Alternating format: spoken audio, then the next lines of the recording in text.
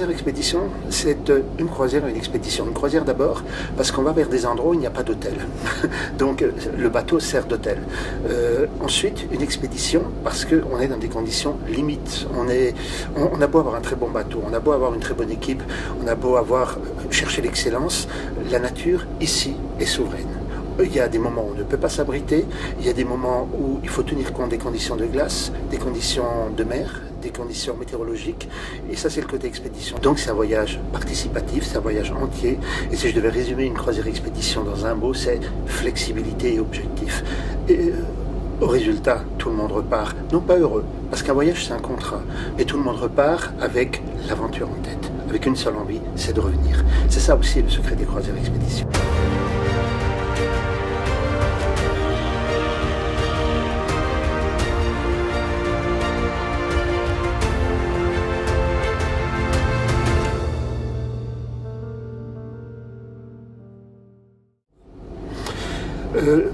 Mon parcours est avant tout un parcours de passionné. J'ai fait des études de géographie, c'est-à-dire climatologie, hydrologie, glaciologie, etc. Très rapidement, j'ai dévié vers l'écologie animale. Ma passion, c'était ce qui trotte, ce qui vole, ce qui bouge. Donc les oiseaux, et puis comme tout amateur d'oiseaux, très rapidement, on a été fasciné par les animaux les plus rares, le lynx, l'ours, etc. Donc j'ai rapidement fait de la recherche. J'étais enseignant à l'université, dans diverses universités. Et puis à un moment donné, tout cet enseignement, c'était bien, évidemment. Mais pour moi, la préoccupation de la protection de la nature était essentielle et il fallait donner. Il fallait faire en sorte que les gens deviennent des ambassadeurs de la protection de la nature.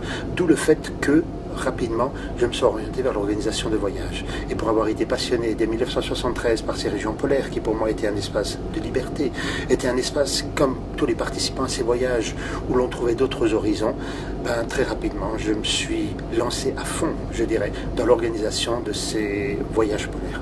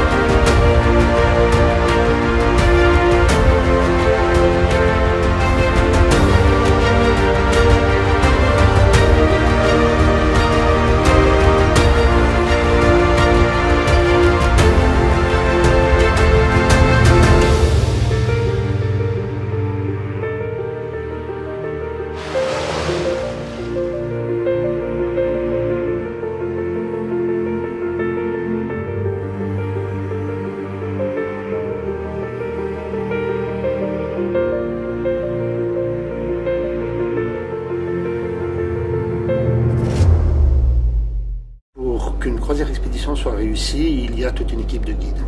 Globalement, on recommande un guide pour 15-20 personnes, on a un pour 7 ou 8 personnes, tout simplement pour des questions de sécurité. Alors, ces guides ont trois caractéristiques. Premièrement, ce sont des gens qui sont entraînés à la sécurité.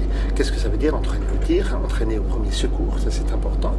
Il peut y avoir même des évacuations, hein, ça peut arriver. Et donc les premiers secours sont véritablement importants. Et puis également entraînés à la gestion de groupe et à la gestion de crise. Ensuite, ce sont des gens, avant tout, qui ont une bonne connaissance du Grand Nord. Alors que ce soit de l'ours, que ce soit des expéditions polaires aériennes, que ce soit de la vie sous-marine qui est intense dans ces régions. Bref, on a un bagage scientifique. Et ce bagage scientifique est très important, c'est ce qui fait l'originalité guide. Et enfin, dernière chose au niveau des guides, c'est qu'un guide travaille, permettez l'expression, avec des gens, avec des participants, donc il y a un côté humain. On ne peut pas emmener un monstre de glace dans ces régions polaires, paradoxalement. Non, il faut des gens qui aient une empathie, qui ont envie de partager. Parce qu'il ne faut pas oublier que le but de tous ces guides, de toute cette équipe, c'est de faire en sorte que les participants au voyage soient ensuite les meilleurs ambassadeurs de la protection de la nature.